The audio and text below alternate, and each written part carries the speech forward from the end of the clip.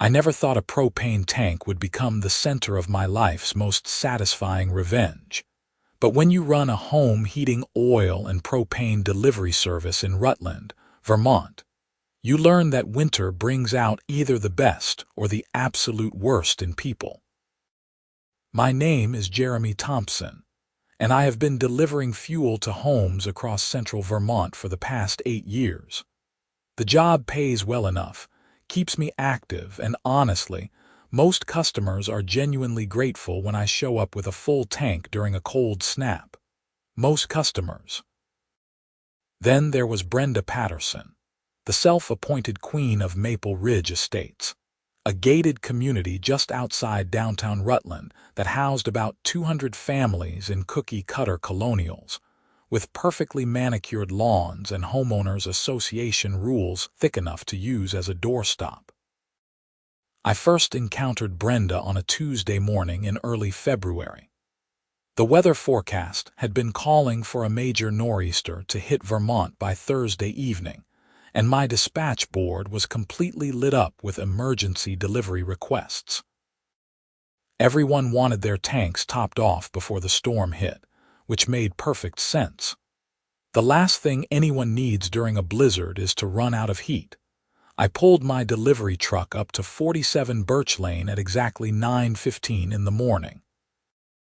The home belonged to Robert Chen, a software engineer who worked from home and had called in a panic the day before because his tank gauge was showing less than 15%. I had assured him I would get there before the storm, and I always keep my promises. The Maple Ridge Estates entrance required a code, but I had been given the service provider override months ago when I first started making deliveries there. I punched in the numbers, the gates swung open, and I drove through without incident. Birch Lane was the third street on the left, a quiet cul-de-sac lined with bare maple trees and snow-covered yards.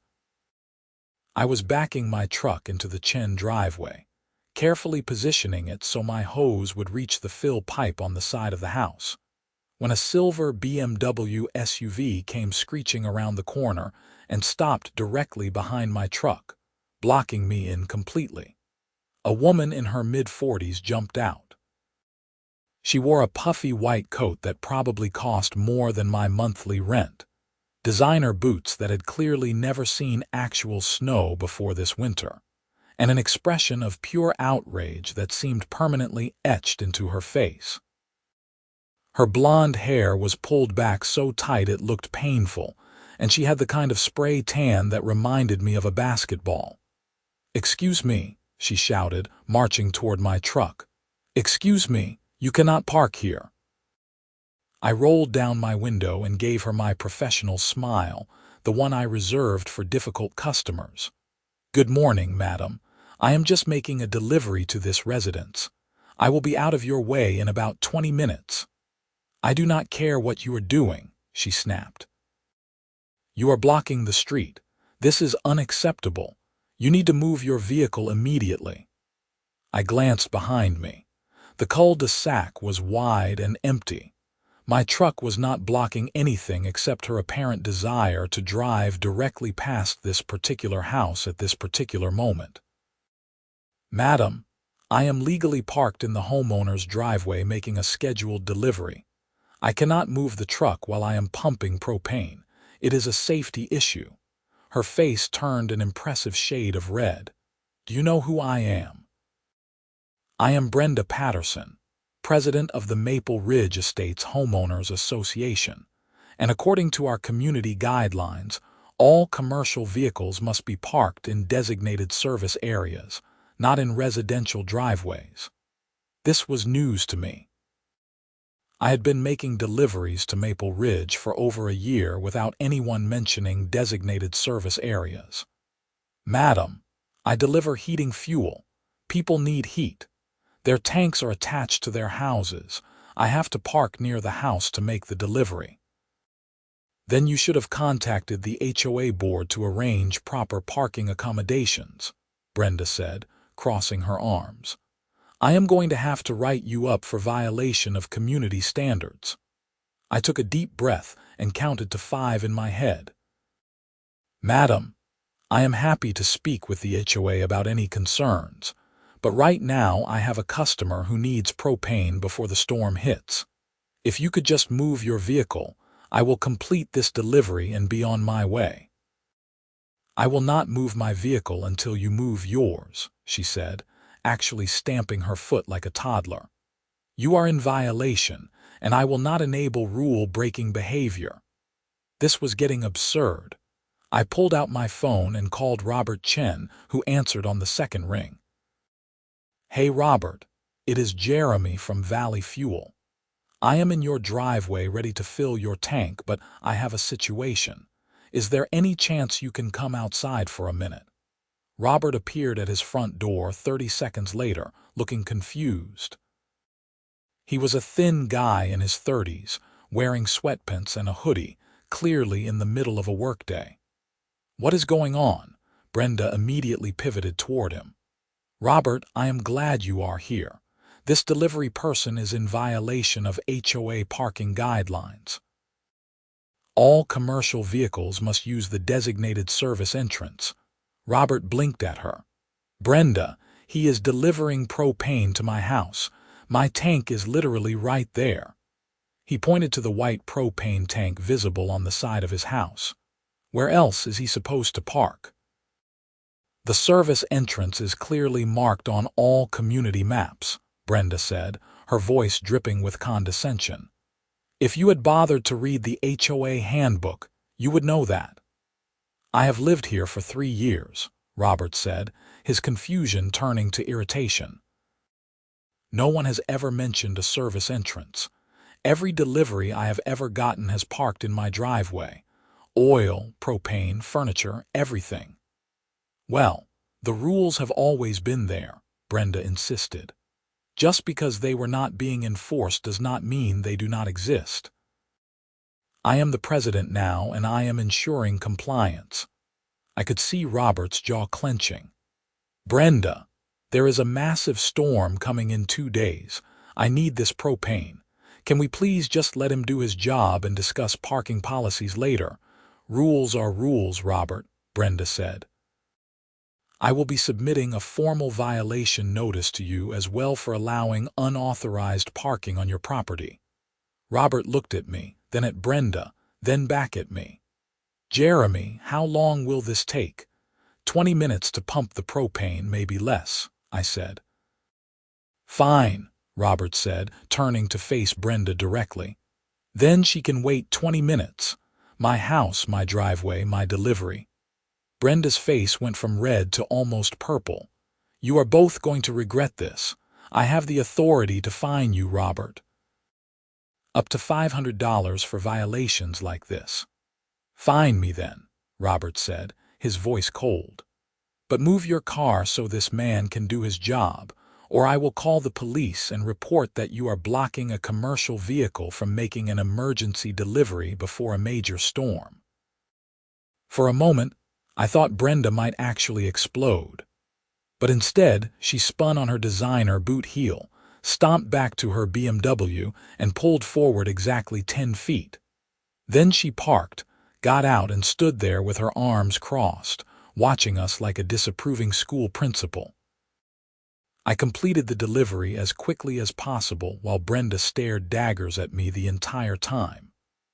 Robert waited outside until I finished, and as I was rolling up my hose, he leaned in close and said quietly, "I am so sorry about her. She has made everyone's life miserable since she got elected HOA president 6 months ago. 2 families have already moved out because they could not deal with her." "Not your fault," I told him. "You are paid up and your tank is full. You should be good through the storm and well into March." "Thanks, Jeremy. I really appreciate you dealing with all that."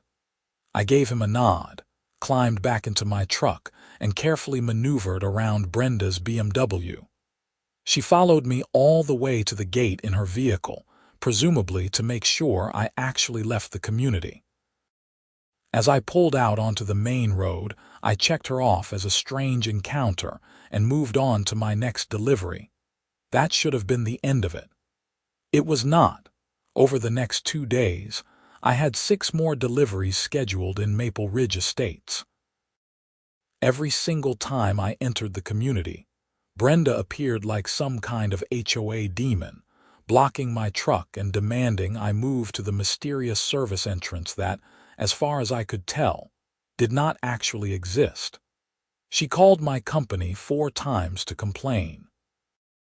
She sent emails to my boss with photos of my truck in customers' driveways, each one claiming I was destroying property values and creating safety hazards. She even tried to get the gate code changed to lock me out, but the HOA board apparently voted that down since multiple residents relied on fuel deliveries. By Thursday morning, the day the storm was supposed to hit, I was exhausted and frustrated. I had 3 final emergency deliveries in Maple Ridge, and I was determined to get them done before the snow started. The forecast had been upgraded to a potential historic blizzard with predictions of 30 to 40 inches of snow, wind gusts up to 70 miles per hour, and temperatures dropping to -15 before wind chill. This was serious Vermont winter, the kind that could kill you if you were not prepared. My first 2 deliveries went smoothly. Brenda must have been occupied elsewhere because I got in and out without incident. But as I pulled up to my final stop, 83 Birch Lane, I saw that silver BMW parked right across the driveway entrance, completely blocking access. I put my truck in park and sat there for a moment, trying to decide my next move. The house belonged to Margaret Walsh, a 72-year-old widow who lived alone and had called my company in near tears because her propane was at 5%. She needed this delivery desperately. I dialed Margaret's number. She answered immediately. "Jeremy, are you here?" "I am outside, Margaret, but someone has blocked your driveway. I cannot get my truck in position. Is there any other access to your tank?" "No, it is on the side of the house facing the driveway," she said, and I could hear the worry in her voice. "Oh no, is it Brenda?" She was here earlier demanding to see my heating system because she said someone reported I might be using a non-approved propane setup. I told her to leave, but she was very angry. "Do not worry, Margaret. I will figure this out. Let me make a call." I hung up and dialed the non-emergency police number. A dispatcher answered, and I explained the situation. A vehicle was blocking my ability to make an emergency fuel delivery to an elderly resident before a major storm. The dispatcher said they would send an officer out. While I waited, Brenda emerged from her house 3 doors down. Of course she lived on the same street. She walked over to my truck, that same self-satisfied expression on her face. "You cannot seem to follow simple rules, can you?" "Madam, you are blocking a driveway that is not yours and preventing me from making an emergency delivery to an elderly customer," I said, keeping my voice level. "I have called the police." "Good," she said, shocking me. "They can explain to you the proper procedures for commercial vehicles in private communities." 15 minutes later, a Rutland police cruiser pulled up. The officer, a tired-looking guy in his 40s named Officer Davis according to his name tag, got out and assessed the situation. I explained what was happening, showed him my delivery order, and pointed out that the BMW was blocking a private driveway. Officer Davis walked over to Brenda. "Madam, is that your vehicle?" "Yes, it is," Brenda said confidently. "I am the HOA president, and this commercial vehicle is in violation of our community standards. I am preventing him from breaking our rules." "Madam, you do not have the legal authority to block someone else's driveway," Officer Davis said, his tone patient but firm. "That is the homeowner's decision, not yours. I am going to need you to move your vehicle." "I will not," Brenda said, lifting her chin. This is HOA property, and I have every right to enforce our standards. Actually, madam, the individual driveways are private property belonging to the homeowners, Officer Davis said. The HOA does not own them. You are currently illegally blocking access to private property. If you do not move your vehicle, I will have to cite you for obstruction. Brenda's confidence flickered for just a moment. You would not dare. You know who my husband is. He is a partner at Sterling and Associates law firm. Officer Davis pulled out his citation book. Madam, for the last time, move your vehicle or I will cite you. This is harassment, Brenda sputtered. I am being persecuted for trying to maintain community standards. Officer Davis started writing. Brenda watched in disbelief for a few seconds, then finally threw up her hands, got in her BMW, and moved it exactly one house down, where she parked and got out to continue watching. Sorry about that, Officer Davis said to me. Some people have too much time on their hands. Go ahead and make your delivery. I thanked him and did exactly that. Margaret came out and gave me a huge hug when I finished, practically in tears with relief. Thank you so much, Jeremy. I do not know what I would have done. You are all set, Margaret. Stay warm and safe during the storm. As I was leaving Maple Ridge Estates for what I thought would be the last time before the blizzard, I passed Brenda standing in her front yard, on her phone, gesturing wildly. I had a feeling she was calling her lawyer husband. The storm hit that evening exactly as predicted. I watched the news from my apartment in downtown Rutland as the snow started falling, slowly at first, then picking up intensity until it was a complete whiteout. The wind howled against my windows, and the temperature plummeted. By midnight, we already had 15 inches on the ground with another day of snow still to come. Friday was a complete shutdown. The governor declared a state of emergency.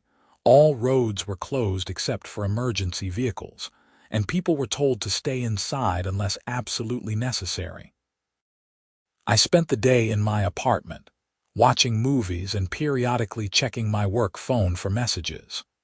There were a few, mostly people thanking us for getting their deliveries done in time, and one from my boss saying the company was closed until the roads were cleared. Saturday morning, the snow finally stopped. We had gotten 37 inches in Rutland, with drifts up to 6 feet in some places. The sun came out, turning everything into a blinding white landscape. The plows were working overtime to clear main roads, but it would be days before residential areas were fully accessible. Around noon, my phone rang with an unfamiliar number. I almost did not answer, assuming it was spam, but something made me pick up. Is this Jeremy Thompson from Valley Fuel? A woman's voice asked. She sounded stressed. Yes, this is Jeremy. This is Linda Morrison. I live at 79 Birch Lane in Maple Ridge Estates. I am sorry to bother you, but I am calling about my neighbor, Brenda Patterson at number 83. Do you know her? I felt a cold sensation in my stomach that had nothing to do with the temperature outside. I know who she is, yes. Well, several of us are worried about her. We have not seen her since yesterday evening, and her house looks dark. No lights on at all, and it is freezing out. Some of us walked over to check on her, and we could see our breath inside her house when we looked through the windows. We called, but she is not answering her phone. We are worried her heat is out. Have you called emergency services? I asked. Yes, but they are completely overwhelmed with actual emergencies. Frozen pipes, people stuck in cars, medical calls. They said unless we think she is in immediate danger, it could be hours before they can send someone. We are trying to reach her husband, but apparently he is stuck in Boston. He went there for work before the storm and could not get back. What do you want me to do? I asked, though I was already starting to suspect where this was going. We found her propane tank, Linda said quietly. It is empty, completely empty, and we checked her records. She was supposed to get a delivery from your company 3 weeks ago, but she canceled it. Said she had enough to make it through February. But with this cold snap and the storm, she must have run out. There it was. Brenda Patterson, the woman who had made my life hell for a week, who had blocked my deliveries, called the cops on me, threatened customers, and tried to get me fired, had run out of propane in the middle of a historic blizzard. "Is she inside the house?" I asked. "We do not know," Linda said. "Like I said, no one has seen her since yesterday evening. The house is locked up tight. We are worried she might be in there freezing, or maybe she went somewhere else. We do not know." I sat there for a moment, processing. The vindictive part of me, the part that had been harassed and blocked and cited at, wanted to say it was not my problem. She had canceled her own delivery. She had made her bed. But I am not that person, no matter how satisfying the idea might be. "Give me an hour," I said. "The roads are still pretty bad, but I will get there." "Oh, thank you," Linda said, relief flooding her voice. "We will pay whatever it costs for an emergency delivery. Several of us will chip in." "Let me worry about that later," I told her. "First, let me make sure she is okay." I called my boss, Tom, and explained the situation. He was quiet for a moment, then said, "You do realize this is the woman who has been trying to get us banned from that entire community?" "I do," I said, "but I cannot leave someone to freeze to death, even if she is terrible." Tom sighed. "You are a better person than me. Take truck number 3. It has the best 4-wheel drive. And be careful out there. If you get stuck, call immediately." I bundled up in my heaviest winter gear, grabbed emergency supplies including a first aid kit, and headed to the depot where we kept the trucks. The roads were awful, with only one lane cleared on most streets and ice underneath the packed snow. What should have been a 15-minute drive took 45 minutes of careful, slow navigation. Maple Ridge Estates looked like a scene from a disaster movie. The entrance gate was frozen open, stuck halfway. Snow had drifted across the roads in waves, and many houses were barely visible behind enormous piles of white. I navigated carefully through the streets, following the barely visible path cleared by what looked like someone's personal plow. A small group of people was waiting outside Brenda's house when I arrived. Linda introduced herself, along with 3 other neighbors. Robert Chen, who I had delivered to earlier that week, Margaret Walsh, and a younger woman named Diana Foster. They all looked cold and worried. "Any change?" I asked. "No," Robert said. "We have been knocking and calling. Nothing." "All right," I said. "First things first. I need to check if she is actually inside and if she is okay. If the house is locked, we might need to call the police to do a welfare check." "The back door is unlocked," Deanna said quietly. "I checked. I know it is not right, but we were worried." I looked at the group. They were genuinely concerned about Brenda despite her being, from what I could gather, universally disliked. That said something about them. "Okay," I said. "I am going to go in and check on her. Everyone else stay here." I walked around to the back of the house, my boots crunching through the deep snow. The back door was indeed unlocked. I opened it slowly, calling out, "Mrs. Patterson, Brenda. This is Jeremy Thompson from Valley Fuel. Your neighbors are worried about you. I am coming in to make sure you are okay." The house was absolutely frigid inside. I could see my breath forming clouds in front of my face. The heating system was clearly not running. I moved through the kitchen into the living room, calling out as I went. I found her in the upstairs master bedroom, huddled under what looked like every blanket she owned. She was conscious but barely, shivering violently, her lips tinged blue. The room was so cold I felt like I was standing outside. "Mrs. Patterson," I said, moving to her side.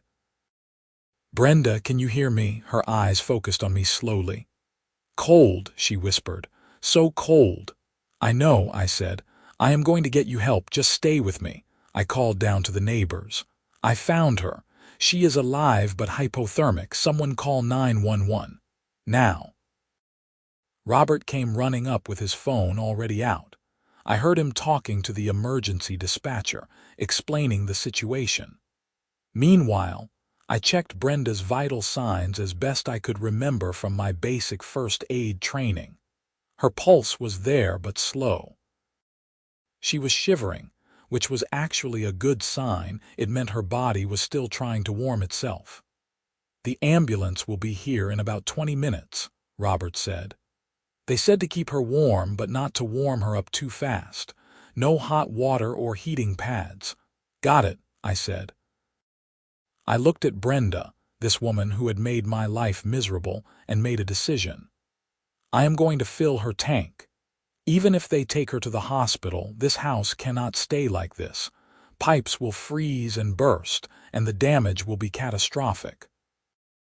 I went back to my truck and spent the next 20 minutes working to get it positioned correctly in the snow-packed driveway. The tank fill was frozen, and I had to use a heat gun from my truck to thaw it enough to open. Then I began pumping propane into her empty tank, watching the gauge slowly climb. The ambulance arrived with 2 paramedics who immediately went to work on Brenda. They got her onto a stretcher, wrapped her in special warming blankets, and started in Roman 4. As they were carrying her out, she turned her head to look at me. "You," she whispered. "Yes, madam," I said. "You came." "Yes, madam. I was awful to you."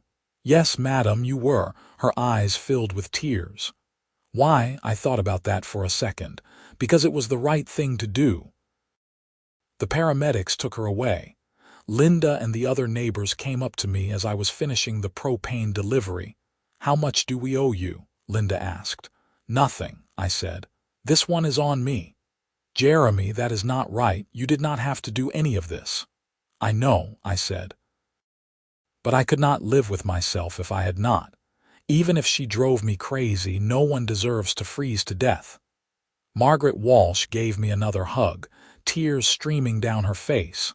"You are a good man, a truly good man."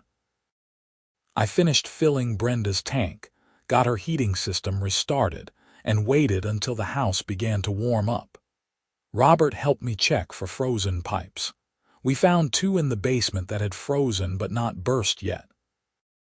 I showed him how to carefully thaw them with a space heater and told him to monitor them.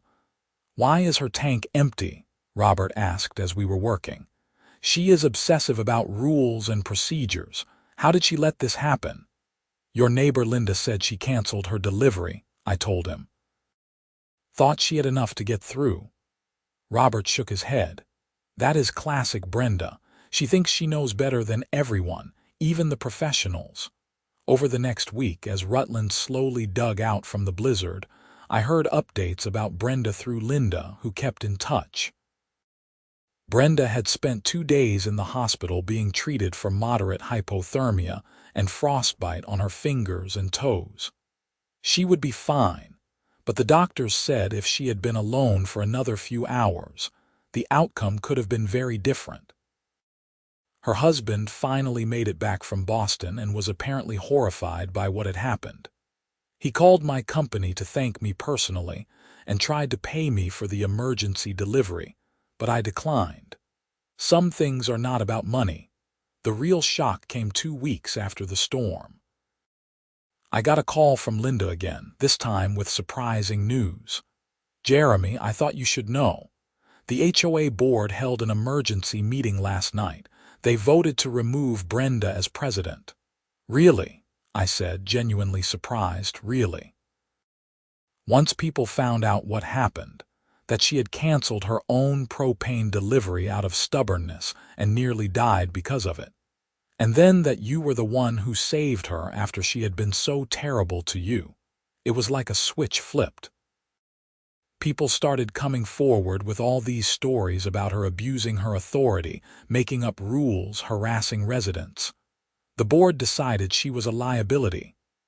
"Wow," I said. "How is she taking it?" "I do not know yet. She is still recovering at home. Her husband is taking care of her." "But there is more. She wants to talk to you. She asked if you would be willing to come by. I was silent for a moment. Part of me wanted nothing to do with Brenda Patterson ever again, but another part was curious. All right, I said. When? Would today work? Around 2 o'clock.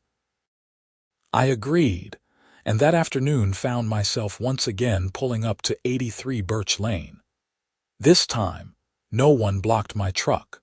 The driveway had been neatly plowed, and the house looked warm and inviting with smoke coming from the chimney. Brenda's husband, a tall, distinguished-looking man in his 50s named Richard, answered the door. He shook my hand firmly. "Jeremy, thank you so much for coming, and thank you for what you did. The doctors said you saved her life." His voice was thick with emotion. "I am glad I got there in time," I said. He led me into the living room where Brenda was sitting on the couch wrapped in a blanket. She looked much smaller than I remembered, diminished somehow. Her hands were bandaged and she looked pale and tired. "Hello, Jeremy," she said quietly. "Hello, Mrs. Patterson. How are you feeling?" "Foolish," she said. "Ashamed. Grateful to be alive." She looked down at her bandaged hands. "I have been doing a lot of thinking this past week about who I am and who I have become." I sat down in the chair across from her and waited. "I was not always like this," she continued. "When Richard and I first moved here, I was excited about being part of a community. But then I got elected HOA president, and somewhere along the way, I stopped caring about the community and started caring about control, about being right, about winning." She looked up at me, tears in her eyes. "And I treated you horribly. You were just trying to do your job to help people, and I made it as difficult as possible because I needed to feel important. I needed to feel like I had power." "Mrs. Patterson," I started, but she held up a bandaged hand. "Please let me finish. You had every reason to let me freeze, to say I got what I deserved, but you did not. You came and you helped me, even after everything I did. That is real character. That is being a good person." And it made me realize how far I had fallen from the person I wanted to be. She reached for a tissue, and Richard handed her one. "I resigned from the HOA board. Well, they removed me, but I was going to resign anyway, and I am sorry. I am so deeply sorry for how I treated you." I sat there for a moment, processing. This was not what I had expected. "I appreciate the apology, Mrs. Patterson, I really do. Call me Brenda," she said. "And I know an apology is not enough, so I did something else." She nodded to Richard, who handed me an envelope. "What is this?" I asked. "Open it," Brenda said. Inside was a check for $5,000 made out to Valley Fuel and a letter on official HOA letterhead. "The check is to cover the emergency delivery and your time," Brenda explained. "I know you said I did not owe you anything, but it does not feel right to accept such generosity without giving something back. If you do not want to keep it personally, donate it to charity or use it for your business." I looked at the letter. It was addressed to Valley Fuel, and basically stated that the company was formally recognized as an approved service provider for Maple Ridge Estates with unrestricted access for all deliveries, and that any future HOA leadership would honor this arrangement. "The new HOA president, Marcus Bennett, signed off on it," Brenda said. "You will not have any more problems making deliveries here. I made sure of that." "I do not know what to say," I admitted. "You do not have to say anything," Brenda said. "I just hope that maybe, someday, I can be half as decent a person as you are." I left the Patterson house that afternoon with mixed feelings. On one hand, I was glad Brenda seemed to be genuinely trying to change. On the other hand, I had seen too many people claim they would do better only to slide back into old habits once the crisis passed. But over the following months, I was surprised. Brenda kept to her word. She stayed off the HOA board. She stopped harassing neighbors. I heard through Linda that she had even started volunteering at the local warming center, helping other people who were at risk during cold weather. And my deliveries to Maple Ridge Estates became the easiest part of my route. The new HOA president, Marcus, was a retired teacher who believed the HOA should help residents, not control them. He reduced the unnecessary rules, focused on actual community improvement, and made it clear that service providers like me were welcome and appreciated. I saw Brenda one more time that winter. It was late March, during one of my regular delivery rounds through Maple Ridge. She was outside her house, planting flowers in the garden boxes on her porch. Her hands had healed, though I noticed she moved a bit carefully, still mindful of what she had been through. She waved as I drove past, a genuine smile on her face. I waved back. Sometimes people do change. Sometimes a near-death experience gives someone the perspective they needed. And sometimes, doing the right thing even when you do not want it can have ripple effects you never expected. As for me, I learned something too. I learned that holding on to anger and resentment only hurts yourself. I could have let Brenda suffer the consequences of her actions. Legally and morally, I would have been in the clear. But I would have had to live with that decision for the rest of my life, and I do not think I could have. The spring came to Vermont the way it always does, slowly and then all at once. The snow melted, revealing dead grass that would soon turn green. The trees budded, the temperature climbed, and life went on. I still deliver propane and heating oil throughout Rutland and the surrounding areas. I still deal with difficult customers sometimes, though none quite as memorable as Brenda Patterson. And every time I drive through Maple Ridge Estates, I remember that winter storm and the choice I made. My phone rang one afternoon in mid-April. It was Linda again. "Jeremy, I hope you do not mind me calling," she said. "I know you are probably busy." "Not at all, Linda. What is going on?" "Well, the neighborhood is organizing a Community Appreciation Day in May. We are recognizing people who make our community better. Service providers, volunteers, teachers, that kind of thing. And we would really like you to come. We want to recognize what you did during the storm." "Oh, Linda, that is really nice, but I do not need recognition," I said. "I know you do not," she said, "but we need to give it. Please." It would mean a lot to everyone. I thought about it for a moment. "Will Brenda be there?" "She will," Linda said. "But if that makes you uncomfortable, I understand." "No," I said. "Actually, that makes me more willing to come. I want to see how she is doing." "Then you will come." "I will come." The Community Appreciation Day was held on a beautiful Saturday in May. Maple Ridge Estates had transformed from a winter wasteland into a showcase of spring beauty. Flowers bloomed everywhere. Kids played in the streets, and the community center was decorated with banners and balloons. They had set up a small stage in the community park, and various people were called up to receive certificates and recognition. There were teachers, police officers, the volunteer fire department, the postal carrier, and several others. When they called my name, I walked up to polite applause. Marcus Bennett shook my hand and presented me with a framed certificate recognizing my service to the community during the blizzard. But that was not what made the moment memorable. Brenda Patterson walked onto the stage. The crowd went quiet. "Hi, everyone," she said, her voice a bit shaky. "For those who do not know, I used to be HOA president, and I was not very good at it. In fact, I was pretty terrible." There were a few nervous laughs from the audience.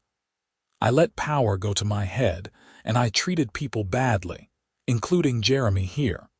I made his job harder for no good reason except that I liked being in control. And when I needed help, when I was literally freezing to death in my own home because of my own stubbornness and pride, Jeremy was the one who saved me, despite everything I had done to him. She turned to look at me directly. I learned more about character and humanity from you in that one day than I had learned in years. You showed me what it really means to be part of a community. It is not about rules and control. It is about caring for each other, even when it is hard. Especially when it is hard. She started to tear up, and Richard, sitting in the front row, gave her an encouraging nod. So thank you, Jeremy. Thank you for saving my life, and thank you for showing me how to be a better person. The applause that followed was much louder this time. I shook Brenda's hand, and she pulled me into a quick hug. Thank you, she whispered, for everything. After the ceremony, I spent an hour talking with various residents, many of whom I had delivered to over the years. They were good people, and I realized that Maple Ridge Estates had never been the problem. It had just been one person in the wrong position of power at the wrong time. As I was getting ready to leave, a young couple approached me. They introduced themselves as Nathan and Grace Zimmerman, new residents who had just moved into the community the week before. We heard about what happened during the storm, Grace said. That is incredible. We are glad there are people like you around. Just doing my job, I said. Well, we are going to need propane delivery, Nathan said. Can we get your information? I gave them a Valley Fuel business card, and we chatted for a few minutes about their new house and their move from Albany. They were nice, excited about their new home and their new community. As I drove away from Maple Ridge Estates that afternoon, I felt something I had not expected: closure. The whole ordeal with Brenda, the storm, the rescue, all of it felt complete somehow. Like a chapter of my life that had been written and could now be closed. But life does not work in chapters, not really. It is more like a continuous stream where everything flows into everything else. The things we do ripple outward in ways we cannot always predict. 2 months later, in July, I was making a routine delivery to a farmhouse outside Rutland when I got a call from Tom, my boss. Jeremy, you are not going to believe this, he said, and I could hear the excitement in his voice. What is going on? You know how business has been a bit slow this summer. Well, we just got a contract to provide propane service to all 3 of the Greenfield Management HOA communities. That is over 600 homes. It is the biggest contract we have ever had. That is amazing, Tom. How did that happen? Apparently, the Greenfield Management Regional Director lives in Maple Ridge Estates.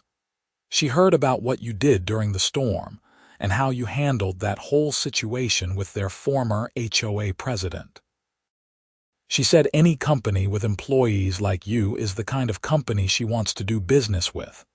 I sat there in my truck, stunned. Are you serious? Completely serious. This contract is going to double our revenue. We are going to need to hire more drivers, get more trucks. Jeremy, this changes everything for the business. That is incredible, Tom. It is all because of you, he said. Because you did the right thing even when you did not have to, so I am promoting you to operations manager. 20% raise, benefits package, and you will help me run the whole show. What do you say? What could I say? Yes, absolutely yes. That phone call changed my life. Operations manager meant more responsibility, but it also meant more stability, better pay, and the chance to help grow the business. Tom and I worked together to hire 3 new drivers over the next month, and we purchased 2 additional trucks to handle the increased demand. The Greenfield Management contract proved to be even better than expected. The homes were well maintained, the residents were generally friendly, and the HOA leadership across all 3 communities was professional and easy to work with. It was everything Maple Ridge could have been if Brenda had never gone on her power trip. By the time winter came around again, Valley Fuel was thriving. We had expanded our service area, hired a total of 5 new employees, and were looking at opening a second location in the spring. and I was running daily operations, managing schedules, handling customer relations, and making sure our drivers had everything they needed to do their jobs safely and efficiently. I still made deliveries sometimes, usually covering routes when someone was sick or during particularly busy periods. I liked staying connected to that part of the business, to the actual hands-on work that had taught me so much about people and service. It was during one of those fill-in-delivery days in late January, almost exactly a year after the blizzard, that I found myself back in Maple Ridge Estates. Brenda Patterson was due for her regular delivery. I pulled up to 83 Birch Lane, and this time there were no silver BMWs blocking my path. The driveway was clear, and I could see that Brenda had her Christmas lights still up, the kind that twinkled in different colors and made the house look festive and welcoming. I was setting up my hose when Brenda came out, bundled up in a much more practical winter coat than the designer one she had worn the previous year. "Jeremy," she said, smiling, "I thought you were management now. What are you doing out here making deliveries?" "One of my drivers has the flu," I explained. "I am covering his route today." "Well, it is good to see you. How are you doing?" "Really well, actually. Business is booming. We have expanded quite a bit." "I heard," Brenda said. "Linda told me about the Greenfield contract. That is wonderful." "You deserve it. Thank you." She hesitated for a moment, then said, "Can I ask you something?" "Sure." "Do you think people can really change? Like, fundamentally change who they are?" I thought about that question carefully. "I think people can change their behaviors and their choices. Whether the fundamental person changes, I do not know, but I do think you can decide to be better than you were, and that decision matters." Brenda nodded slowly. "I think about that a lot, about who I was and who I want to be. It is hard work changing, harder than I expected." "But you are doing it," I said. "That is what counts." "I hope so," she said quietly. I finished her delivery, and as I was packing up my hose, Brenda called out to me, "Jeremy, wait, I have something for you." She went inside and came back with a small wrapped package. "What is this?" I asked. "Just a little thank you gift. For everything. Do not open it until you get home." I took the package, thanked her, and headed back to my truck. I had 4 more deliveries to make that day, so I did not think about the package again until I was home that evening. I sat down on my couch and carefully unwrapped it. Inside was a handmade wooden box, beautifully crafted with inlay work showing a winter scene, a house in the snow, a delivery truck in the driveway, and a star shining overhead. On the bottom of the box was a small brass plate engraved with words, "To Jeremy, who showed me that heroes do not need capes, they just need compassion. Thank you for saving my life, Brenda." I opened the box. Inside was a folded piece of paper. I unfolded it to find a letter written in careful handwriting. "Dear Jeremy, I have started this letter a dozen times and never quite found the right words. How do you thank someone for saving your life? How do you apologize for being the worst version of yourself? The truth is, you cannot. Not adequately, but I can try. This past year has been the hardest and the best of my life. Hard because I had to confront who I had become, bitter, controlling, mean-spirited. I did not like what I saw, but the best because I have been given a chance to be different, to be better. And that chance came from you. You could have let me suffer the consequences of my actions. You could have driven past my house and told yourself I deserved whatever happened. No one would have blamed you, but you did not. You came, you helped, you saved me. In doing so, you saved more than my life. You saved my soul. I know that sounds dramatic, but it is true. I was dying long before I ran out of propane. I was dying from the inside out, killed by my own pride and need for control. You gave me a chance to live differently." I am volunteering now at the warming center every week. I help coordinate deliveries for people who cannot afford heating fuel. I have met so many people who are struggling, and I try to help in whatever small ways I can. It does not make up for how I acted, but it is a start. Richard says I am happier now than I have been in years. He is right. Turns out being kind is a lot more fulfilling than being in control. I do not expect us to be friends. I do not deserve that. But I hope you know that you changed a life. You changed my life. And I will spend the rest of my days trying to pay that forward. With deepest gratitude, Brenda Patterson. I read the letter twice, then carefully folded it and placed it back in the box. I set the box on my bookshelf, where I could see it every day. That night, lying in bed, I thought about the past year, about how a simple propane delivery had turned into a life-or-death situation, about how anger and resentment could have led me to make a very different choice, about how one decision to do the right thing had created ripples that changed multiple lives, including my own. I thought about Brenda and her journey from a controlling HOA president to someone trying to make amends and help others. I thought about my own journey from a delivery driver to operations manager of a growing company. And I thought about how interconnected we all are, how the choices we make affect people in ways we cannot always predict or understand. The human experience is strange that way. We are all just stumbling through life, trying to figure it out as we go, making mistakes and hopefully learning from them. Sometimes we hurt people. Sometimes we help people. Sometimes we get chances to do better. And sometimes, if we are very lucky, someone shows us who we could be instead of who we are. I fell asleep that night feeling grateful. Grateful for the life I had built, grateful for the opportunities that had come my way, and grateful that when the moment came, I had made the choice to help rather than to hurt. The years that followed continued to bring changes. Valley Fuel grew into one of the most respected fuel delivery companies in central Vermont. We opened that second location, then a third. I moved up to director of operations, overseeing a staff of 23 employees across 3 locations. Tom eventually retired and sold me the business, and I became the owner of the company that had given me my start. Through it all, I never forgot that day during the blizzard.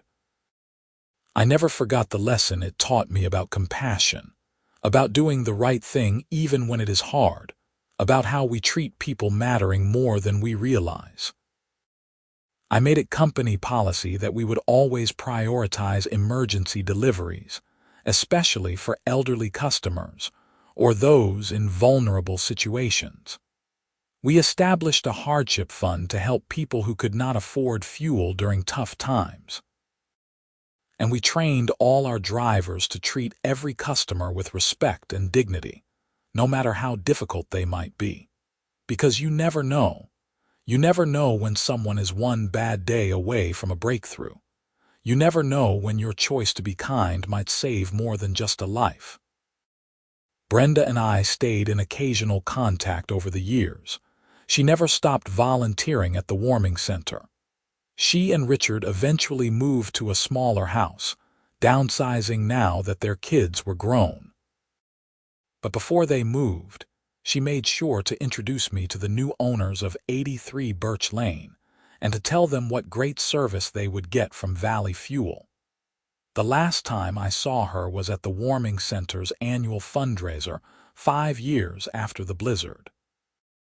She was helping to coordinate the event and she looked genuinely happy. When she saw me, she came over and gave me a hug. "Jeremy, thank you for coming, and thank you for the company's donation. That was incredibly generous." "It is a good cause," I said, "and you are doing great work here." "I am trying," she said. "Every day I am trying to be the person you believed I could be." "You are already that person, Brenda. You have been for a while now." She smiled, and I saw tears in her eyes. "That means more than you know. As I drove home that night, I realized something. The story was not about revenge at all.